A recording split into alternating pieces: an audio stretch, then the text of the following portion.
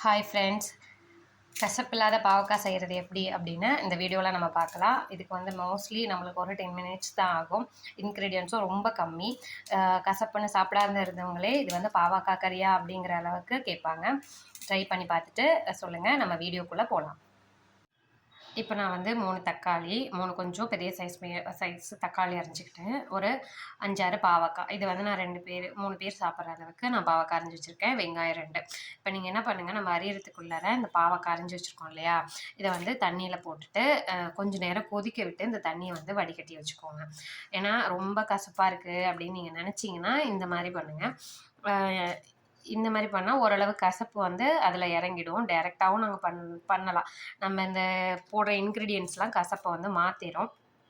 அதனால் எதுக்கும் நீங்கள் ரொம்ப கசப்பாக இருக்க, நீங்கள் ரொம்ப கசப்பே சாப்பிட மாட்டீங்க அப்படின்னா ஒரு தடவை இது மாதிரி கொதிக்க வச்சு அந்த தண்ணியை வந்து வடிகட்டிடுங்க. நான் இப்போ வந்து அடுப்பில் வைக்க போகிறேன்.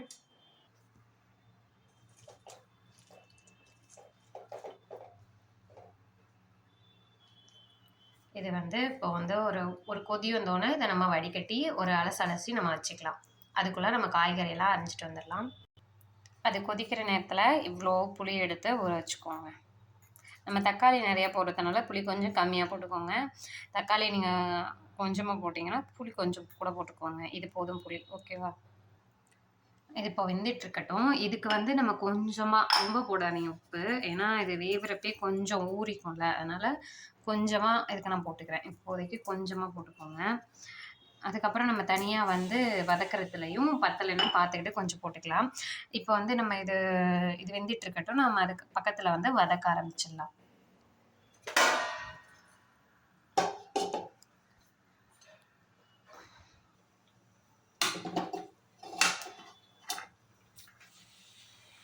சட்டி சூடு வந்தோடனே எண்ணெய் ஊற்றிக்கோங்க.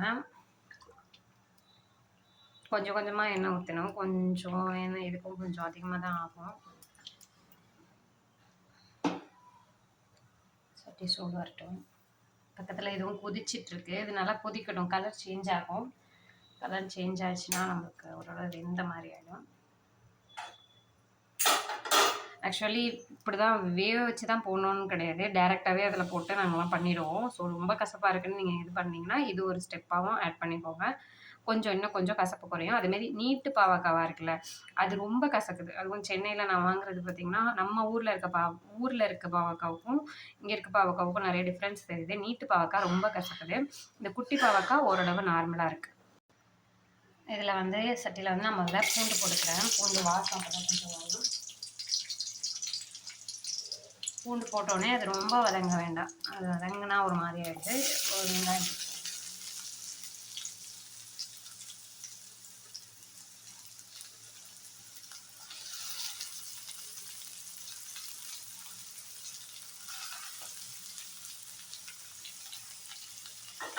நான் இப்போ வீடியோக்காவெல்லாம் தனியாக எதுவும் எடுக்கலை. நான் இப்போ வீட்டில் சமைச்சிட்டு இருந்தேன். இப்போ இதை காட்டலாம் அப்படின்னு சொல்லிட்டு தான் எடுத்தேன்.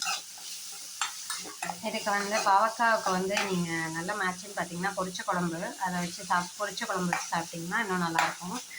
நான் இன்றைக்கி பொரிச்ச குழம்பு தான் செஞ்சுருக்கேன். பொரிச்ச குழம்பு, பாவக்காய் வறுவல், அது வந்து மேட்சாக இருக்கும். அதோட தயிர் வச்சிட்டிங்கன்னா இன்னும் நல்லாயிருக்கும். அதே மாதிரி தயிர் சாதத்துக்கும் இது ரொம்ப டேஸ்ட்டாக இருக்கும். இது கொஞ்சம் நல்லா வதங்கட்டும். இது ரொம்ப வதங்கணும்னு இல்லை, அப்படி லைட்டாக வதங்கி இருக்கும்போது நம்ம தக்காளி ஆட் பண்ணிக்கலாம். தக்காளி போட்டு நல்லா வதக்குங்க. நல்லா அந்த இது வந்து மசிகிற அளவுக்கு நல்லா வதக்குங்க.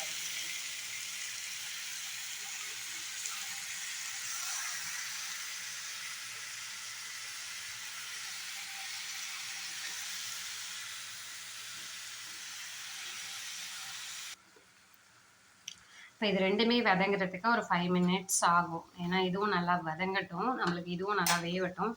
ஸோ 5 மினிட்ஸ்க்கு அப்புறம் 5 மினிட்ஸ் மூடி வச்சுருங்க. மூடி வச்சுட்டு அதுக்கப்புறம் என்ன பண்ணலான்னு காட்டுறேன். பார்த்திங்கன்னா இது நல்லா முக்கால்வாசி வெந்துருச்சு. முக்கால்வாசி வெந்துருச்சு, எனக்கு கால்வாசி வேணும். இதுவும் ஓரளவு கலர் மாறிடுச்சு, ஓகேவா? இது நம்ம என்ன பண்ண போகிறோம், தண்ணியை ஊற்றி நான் வாஷ் பண்ணிவிட்டு எடுத்துகிட்டு வரேன். பாவக்காவை தண்ணி ஊற்றி நல்லா வாஷ் பண்ணிடுங்க.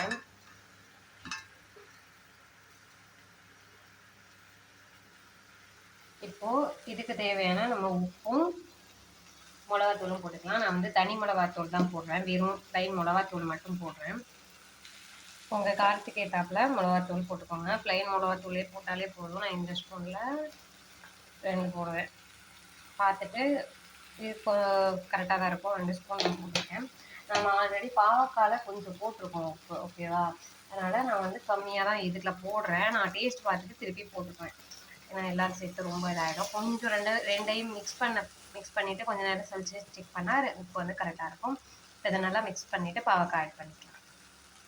இதுவே உங்களுக்கு வந்து சப்பாத்தி தொக்கு மாதிரி ஒரு கன்சிஸ்டன்சியில் அந்த இது எல்லாமே வந்துடும். அதில் நம்ம பாவக்காவை ஆட் பண்ணிக்கலாம்.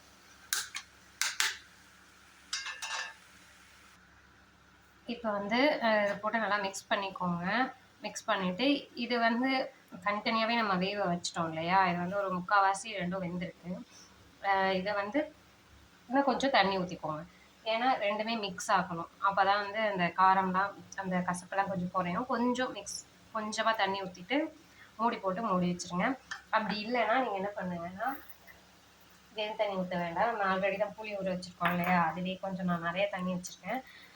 அதனால் நான் அந்த புளி தண்ணியை இப்போ ஊற்றிடுறேன். இந்த புளி எதுக்கு ஊற்றுறோம் அப்படின்னா கசப்பு இருக்காது. இதை ஊற்றுனீங்கனாலும் கசப்பு குறையும். நம்ம ஆல்ரெடியே வேக வச்சு வதக்கினதுனால கசப்பு குறைஞ்சிருக்கும். திருப்பி நம்ம தக்காளி வந்து ஈக்குவலாக போட்டிருக்கிறதுனாலே கசப்பு இருக்காது. அப்புறம் வந்து நான் அந்த புளி தண்ணியையும் ஊற்றுறேன். ஓகேவா? இதில் லாஸ்ட்டாக இன்னொரு இன்க்ரீடியன்ஸ் போடுவோம். இதை வந்து இது நல்லா கொஞ்சம் நல்லா வந்து வெந்து கொஞ்சம் சுருண்டு வரட்டும். அதுதான் நல்லாயிருக்கும்.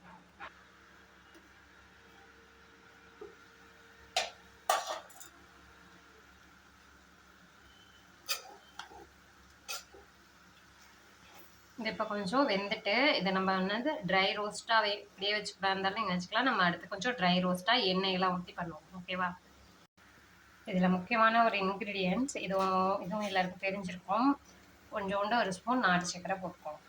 ரொம்ப போடாதீங்க, இனிக்கும். நீங்கள் இப்படி பாவக்காய் கொஞ்சம் வேக வச்சு வடிகட்டிட்டு தக்காளி ஈக்குவலாக போட்டுக்கோங்க. அதுக்கப்புறம் இது மாதிரி நாட்டு சர்க்கரை எல்லாம் போட்டிங்கன்னா கசப்பு இருக்காது. நல்லா வேக விட்டுடணும். நல்லா முருவ எண்ணெயெல்லாம் ஊற்றி நல்லா வேக விடணும். நல்லா வேக விட்டு அப்படி இதெல்லாம் உடஞ்சாலும் பரவாயில்ல. அப்படி ரவுண்டாக உங்களுக்கு வச்சுக்கணுன்னா ஷேப்பாக இருக்கணும்னா, இல்லைன்னா குட்டி குட்டியாக நறுக்கிக்கிட்டிங்கன்னா இன்னுமே நல்லா மிங்கிளாகி கசப்பே இருக்காது. தேவைன்னா கொஞ்சம் எண்ணெய் ஊற்றிக்கோங்க. எண்ணெய் கொஞ்சம் நிறைய ஊற்றிக்கோங்க. நல்லா இப்படி வந்து நல்லா மசிச்சு விட்டுக்கோங்க. தக்காளியெல்லாம் நல்லா மசிச்சு விட்டுக்கோங்க. அப்போ தான் வந்து தக்காளி டேஸ்டெல்லாம் நல்லா இதாகும். ஓகேவா? இது நல்லா ட்ரை ஆகட்டும். இப்போயும் கரெக்டாக ட்ரை ஆகிருக்கு பாருங்க, தெரியுதா? இப்போ ஓரளவு இந்த அளவுக்கு ட்ரை ஆகிருக்கு. இந்த அளவு வச்சு சாப்பிட்லாம். இல்லை இன்னும் எனக்கு ட்ரையாக பிடிக்குமா நீங்கள் இன்னும் ட்ரையாக வச்சுக்கலாம். நான் இன்னும் கொஞ்சம் ட்ரை ஆகட்டும்னு வெயிட் பண்ணுறேன். இது வந்து கம்ப்ளீட்லி ஆப்ஷனல். தேங்காய் நான் போட மாட்டேன், எப்போயாவது போடுவேன். தேங்காய் இருக்கணும் போட்டுக்கோங்க. கம்ப்ளீட்டாக இது வந்து ஆப்ஷனல் தான். இது போடாமலே நீங்கள் சாப்பிட்டீங்கன்னா நல்லாயிருக்கும்.